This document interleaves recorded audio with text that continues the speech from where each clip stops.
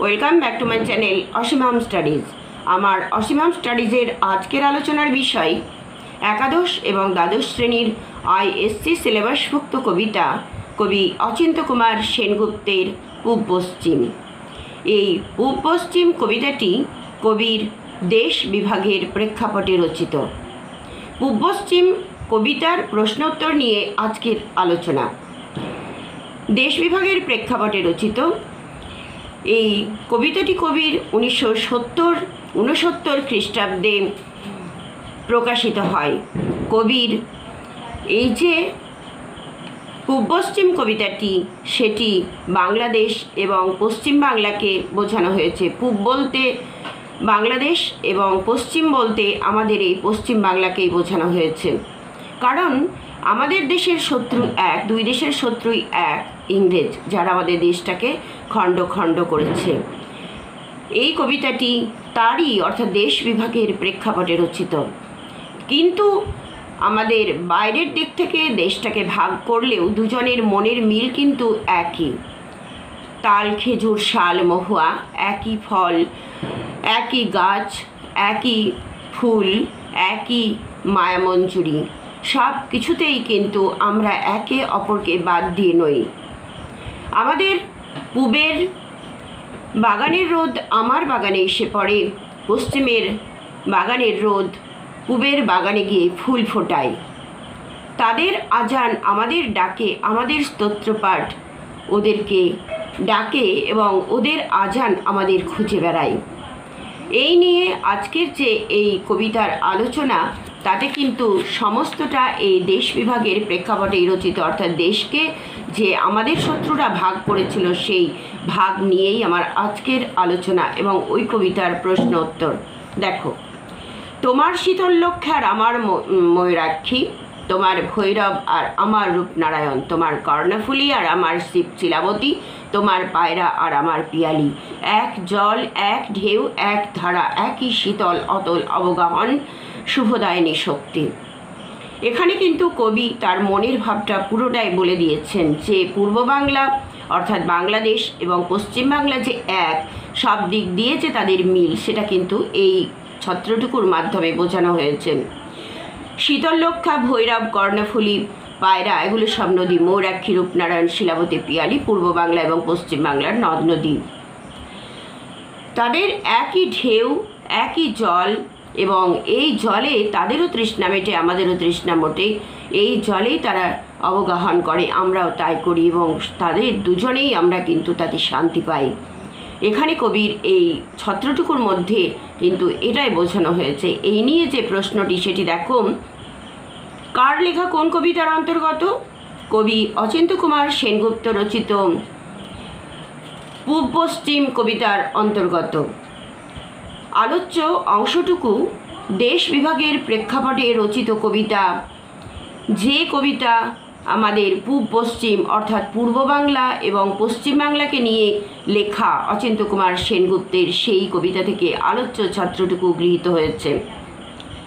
বক্তাকে, আলোচ্য অংশের বক্তা কবি অচিন্ত কুমার সেনগুপ্ত নিজেই, অর্থাৎ স্বয়ং।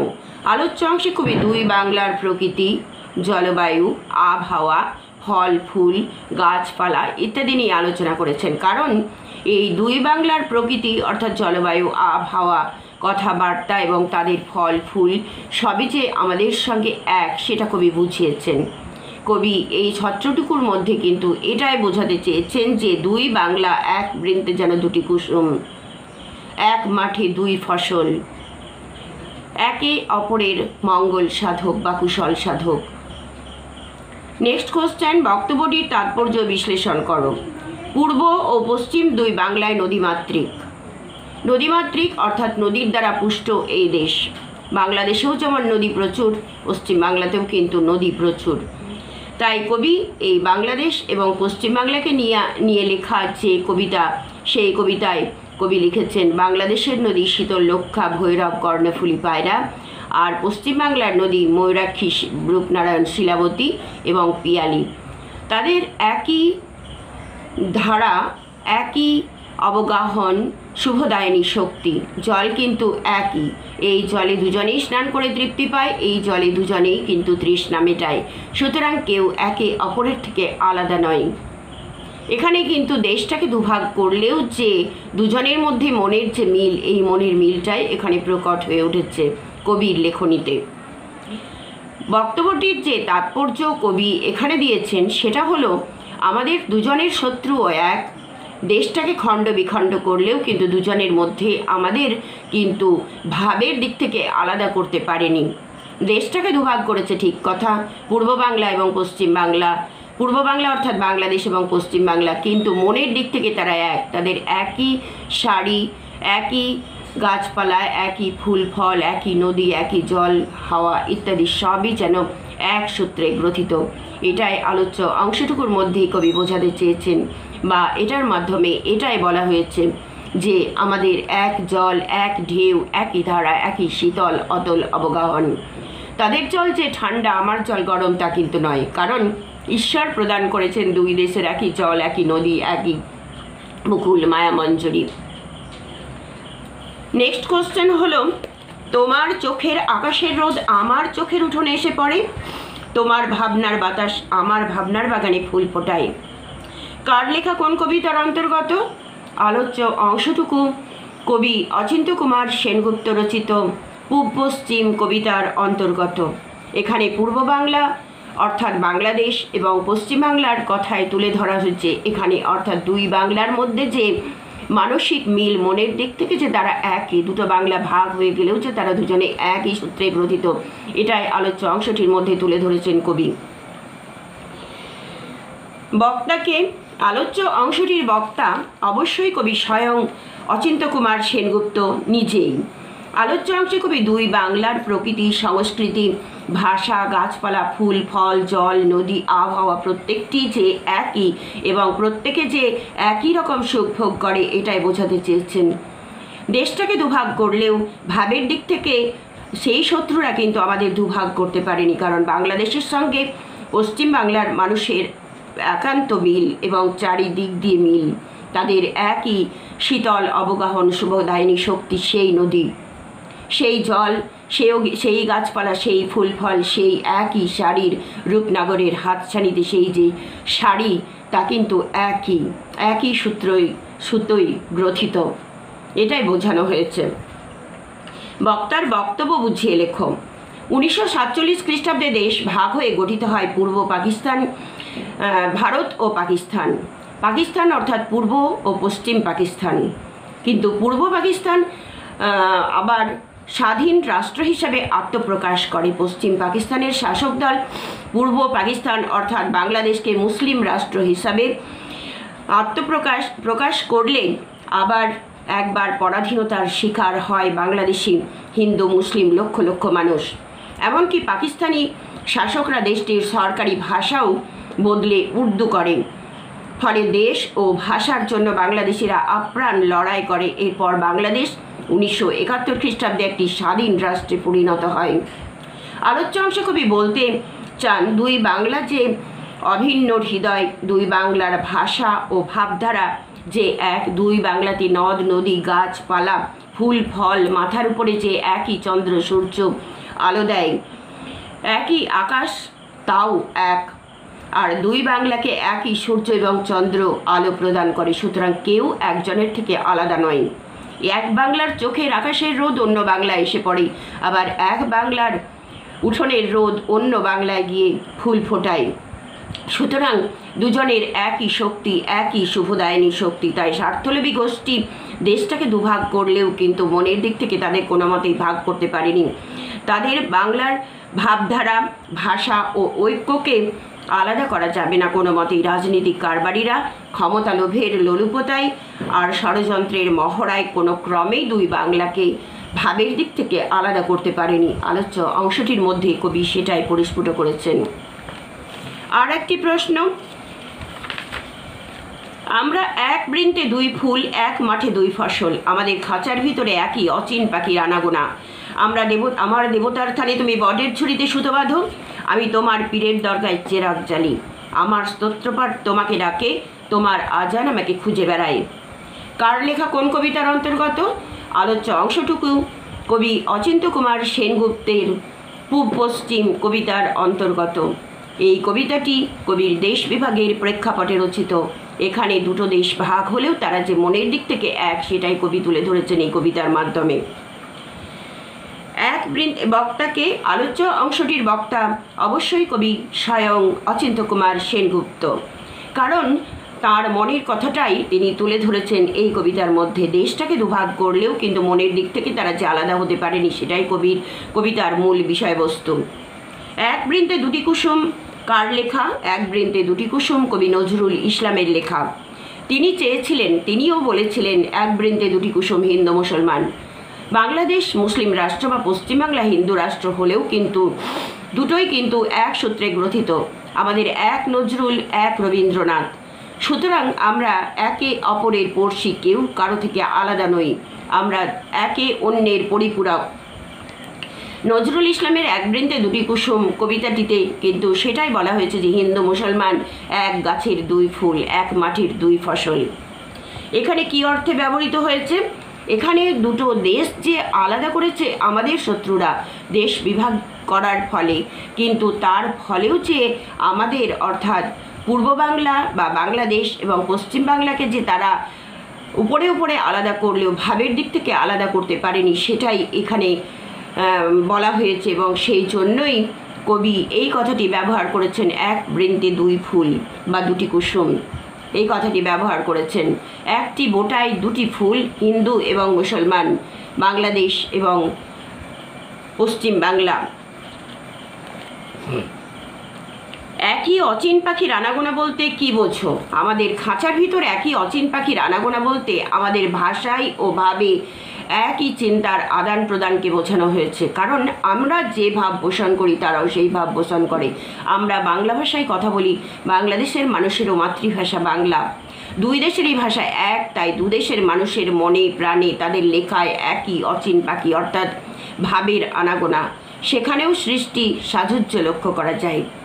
একই ভাবের আনাগোনা, দুজনেরই মাতৃভাষা বাংলা, দুজনেরই জাতীয় সঙ্গীত বিশ্বকবি রবীন্দ্রনাথ ঠাকুরের লেখা জনগণ মন এবং আমার সোনার বাংলা আমি তোমায় ভালোবাসি।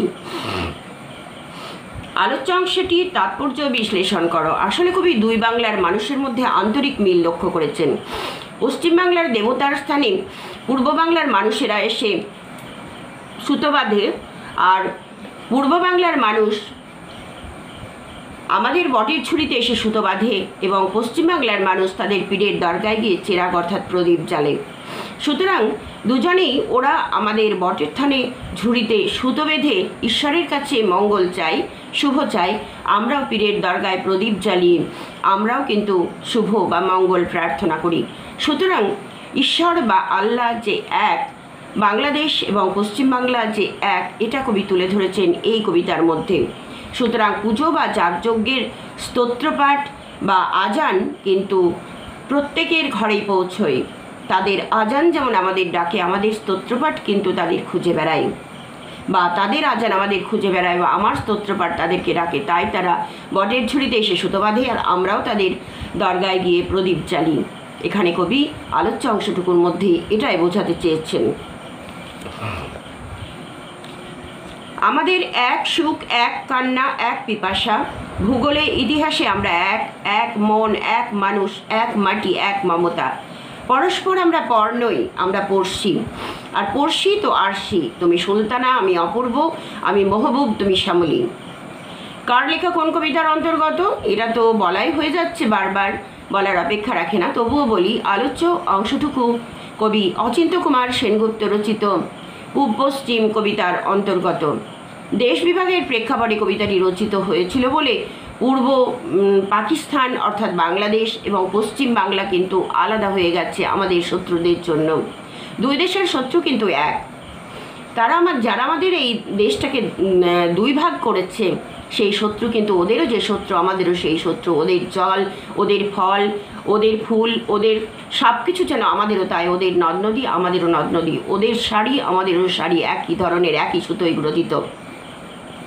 এখানে কবি তাই বলতে চেয়েছেন। বক্তাকে আলোচ্য অংশটির বক্তা কবি অচিন্ত্য কুমার সেনগুপ্ত নিজেই। প্রসঙ্গ কি? বাংলাদেশ প্রসঙ্গ কি অর্থাৎ কোন প্রসঙ্গে কথা বলা হয়েছে? বাংলাদেশ এবং পশ্চিমবাংলা যখন দুই ভাগ হয়ে যায় তখন আমাদের দুটো দেশ আলাদা হলেও কিন্তু মানুষের মনের দিক থেকে কেউ কখনো আলাদা হতে পারেনি। রাজনৈতিক দিক দিয়ে আলাদা হলেও ভাবে, ভাষায়, প্রাকৃতিক বৈচিত্র্যে, সমস্ত কিছুর দিক দিয়ে দুই দেশ কিন্তু একই সুতোয় গাঁথা। সাহিত্যে, সংস্কৃতিতে এক, ভূগোলে, ইতিহাসে এক বোঝাতে গিয়েই বক্তা এরকম উক্তি করেছেন। আলোচ্য অংশের বক্তার বক্তব্য পরিস্ফুট করো। পূর্ব পশ্চিম বাংলাদেশের মানুষজন এক এবং অভিন্ন। পূর্ব পশ্চিম অর্থাৎ পূর্ব অর্থাৎ বাংলাদেশ এবং পশ্চিম অর্থাৎ আমাদের পশ্চিমবাংলার মানুষজনের ভাব ও ভাষা একই। দুজনে যেন একে অন্যের পরিপূরক। দুজনের ভাষায় অর্থাৎ মাতৃভাষা বাংলা। দুজনের এক নজরুল, এক রবীন্দ্রনাথ। কেউ কিন্তু কারো থেকে আলাদা নয়। দেশটাকে দুভাগ করলেও কিন্তু মনের দিক থেকে, ভাবের দিক থেকে তারা আলাদা হতে পারেনি। তাদের এক গাছ, এক নদী, এক ফুল, এক ফসল, একই মায়ামঞ্জরি, একই ভাবের আদান প্রদান। তাদের মাতৃভাষা বাংলা, পশ্চিমবাংলার মানুষেরও মাতৃভাষা বাংলা। তাদের কবি নজরুল রবীন্দ্রনাথ, আমাদেরও কবি নজরুল রবীন্দ্রনাথ। সুতরাং ভাবের দিক থেকে তারা মোটেই আলাদা নয়। এই আলোচ্য অংশটুকুর মধ্যে কবি সেটাই তুলে ধরেছেন। অর্থাৎ কবি সেই জন্যই কবি বলেছেন আমরা একে অপরের পড়শি অর্থাৎ প্রতিবেশী। কারণ আমাদের বাড়ির আশেপাশে বা আমাদের দেশের আশেপাশে যারা বাস করে তারাই আমাদের প্রতিবেশী। সুতরাং বাংলাদেশ তো আমাদের প্রতিবেশী রাষ্ট্র, এটা তো বলতেই হয়। তাই কবি বলেছেন পড়শি তো আরশি, অর্থাৎ পড়শির মাধ্যমেই, আরশি কথার অর্থ হলো আয়না। তাই পড়শির মধ্যেই কিন্তু আমরা আমাদের প্রতিচ্ছবি দেখতে পাই। আয়নায় যেমন আমরা আমাদের প্রতিচ্ছবি দেখি, আমাদের পড়শির মধ্যেও আমরা আমাদের প্রতিচ্ছবি দেখতে পাই। তাদের মধ্যে দেখি আমার বাংলা, আমার নদ নদী, আমার গাছপালা, আমার ফুল ফসল ইত্যাদি। ওরা আমাদের মধ্যে দেখে। সুতরাং পড়শি তো আরশি অর্থাৎ আয়না। আয়নার মতো করে তারা আমাদেরকে দেখে, আমরাও তাদেরকে দেখি। কারণ একই ফসল, একই জলবায়ু, একই নদ নদী, সব কিছু একই। তুমি সুলতানা, আমি অপূর্ব, আমি মহবুব, তুমি শ্যামলী। কথা কেন বলা হয়েছে? কারণ তুমি সুলতানা, শ্যামলী, আর আমি অপূর্ব আর মহবুব। অর্থাৎ আমি প্রেমিক, তুমি প্রেমিকা। অর্থাৎ পূর্ব বাংলা হলো প্রেমিক আর পশ্চিম বাংলা হলো প্রেমিকা। সুতরাং একজন আরেকজনকে বাদ দিয়ে বাঁচতেই পারে না। প্রেমিক প্রেমিকা দুজন দুজনের জন্য বাঁচে। সুতরাং অপূর্ব আর মহবুব আর সুলতানা আর শ্যামলী, পশ্চিমবাংলা হলো সুলতানা শ্যামলী অর্থাৎ প্রেমিকা। সুতরাং প্রেমিক প্রেমিকা দুজন দুজনকে বাদ দিয়ে কি করে বাঁচবে? সুতরাং বাংলাদেশ ও পশ্চিমবাংলা যে এক, এটা বোঝাতেই কবি অপূর্ব, মহবুব এবং সুলতানা ও শ্যামলীর কথা তুলে ধরেছেন। একজন সুলতানা শ্যামলী আর একজন অপূর্ব মহবুব। সুতরাং দুজনের মধ্যে দুজনের প্রেম তো চলতেই থাকবে, কোনো দিন বন্ধ হয়নি, বন্ধ হবেও না। শুধুমাত্র দেশটা ভাগ করেছে আমাদের শত্রুরা, এটুকুই মাত্র। এটাই বোঝাতে চেয়েছেন কবি অচিন্ত্য কুমার সেনগুপ্ত এই কবিতার মাধ্যমে। আর একটি কবিতা দেখো, তুমি আমার ভাষা বলো, আমি আনন্দকে দেখি, আমি তোমার ভাষা বলি, তুমি আশ্চর্যকে দেখো। এই ভাষায় আমাদের আনন্দে আশ্চর্যের সাক্ষাৎকার। কার সাধ্য অমৃত দীপিত চন্দ্র সূর্যকে কেড়ে নেবে আকাশ থেকে? কার লেখা কোন কবিতার অন্তর্গত? কবি অচিন্ত্য কুমার সেনগুপ্তের পূব পশ্চিম কবিতার অন্তর্গত। বক্তাকে? বক্তা কবি অচিন্ত্য কুমার সেনগুপ্ত স্বয়ং। প্রসঙ্গ কি অর্থাৎ কোন প্রসঙ্গে কথা বলা হয়েছে? কবি পূব পশ্চিম বাংলার ঐক্যে ফাটল সৃষ্টিকারী স্বার্থপর গোষ্ঠীর অর্থাৎ শত্রুদের উদ্দেশ্যে কবি এই কথা বলেছেন। দুই বাংলার মানুষজন ভূগোলে, ইতিহাসে এক, ভাষায় এক, ভাবে এক, সাহিত্য সংস্কৃতিতে এক, গাছপালায় মানুষজন এক। এক ঐক্য বিনষ্টকারী স্বার্থপর গোষ্ঠীর বিরুদ্ধে কবি সোচ্চার হয়েছেন, যারা দুই বাংলাকে ভাগ করেছে বা দুই বাংলার ঐক্যকে বিনষ্ট করেছেন। সেই প্রসঙ্গেই কবির এই উক্তি। বক্তার বক্তব্য পরিস্ফুট করো। পূর্ব বাংলা এবং পশ্চিম বাংলার ভাব ভাষা এক। একের ভাষা অপরের মনে আনন্দের সৃষ্টি করে, আবার একের ভাষা অন্যের মনের মধ্যে আশ্চর্য খুঁজে পায়। অর্থাৎ মনে হয় ওরা আমার ভাষা বলছে, আমি ওদের ভাষা বলছি। সুতরাং আমরা অবশ্যই তো পড়ছি, অবশ্যই এক এবং অভিন্ন। দুজনে দুজনকে কিছুতেই আলাদা করা যাবে না। তাদের ভাষা এক, তাদের গাছপালা এক, নদ নদীর জল এক, একই শীতল অতল অবগাহন, শুভদায়িনী শক্তি। বাংলাদেশ হলো প্রেমিক আর পশ্চিম বাংলা হলো প্রেমিকা, সুতরাং দুজনকে বাদ দিয়ে কোনো মতেই চলতে পারে না। যদিও শত্রুদের কবলে পড়ে দেশটাকে দুভাগ করেছে, তবুও কিন্তু দুজনের প্রেমিক প্রেমিকার মতো অবস্থান করছে প্রতিবেশী রাষ্ট্র হিসাবে বা প্রতিবেশী দেশ হিসাবে। এই ভাষার জন্যই দুই বাংলার মানুষ এক বিনিশুতই মালায় গ্রথিত, অর্থাৎ বাংলা ভাষা আমাদের দুজনের ভাষা, ওদের ভাষা বাংলা, আমাদেরও ভাষা বাংলা। তাই তারা দুজনের মধ্যেই কিন্তু একই ভাষায় আদান প্রদান করে, তার ভাবের আদান প্রদান করে। কিন্তু কবি এটাও বলেছেন যে আমাদের দেশটাকে দুভাগ করলেও কে মুছে দেবে চন্দ্র সূর্য দীপিত সেই আলোকে, অর্থাৎ সূর্যের আলো এবং চন্দ্রের আলোকে কি ভাগ করতে পেরেছে? পারেনি। একই চন্দ্র সূর্য, তাদের উঠোনে যেমন আলো ছড়ায়, আলো দেয়, তেমনি আমাদের এখানেও আলো দেয়, ছায়া দেয়, গাছপালা ছায়া দেয়, তেমনি রোদ দেয়, তেমনি বৃষ্টি দেয়। কেউ কখনো কারো থেকে আলাদা নয়, একই ধরনের সব কিছু। সেই চন্দ্র সূর্য তাদের বাগানেও আলো দিচ্ছে, আমার বাগানেও আলো দিচ্ছে। সেই আকাশ ওদের মাঠেও ফসল ফলাচ্ছে, আমাদের মাঠেও ফসল ফলানোর জন্য বৃষ্টি দিচ্ছে। সুতরাং আমরা কেউ কারো থেকে আলাদা নই, আমরা একে অন্যের পরিপূরক, একে অপরের কুশল সাধক, মঙ্গল সাধক, একই সূত্রে গ্রথিত। বিনিশুতই গাথা আমরা মঙ্গলের দূত, চিরন্তন কুশল সাধক। কয়েকটি কবিতা আলোচনা করলাম, কেমন লাগলো জানিও। এই কবিতার প্রশ্নগুলো যে যদি তোমাদের কোনো কাজে লেগে থাকে তবে জানিও, এবং আরও কোনো প্রশ্ন পেতে চাও কিনা সেটাও জানিও। পরে আমি তাহলে অন্য কোনো প্রশ্ন নিয়ে আসব, পরে আবার অন্য কোনো আলোচনা নিয়ে আসছি। ততক্ষণ পর্যন্ত ভালো থেকো সবাই, ধন্যবাদ রইল।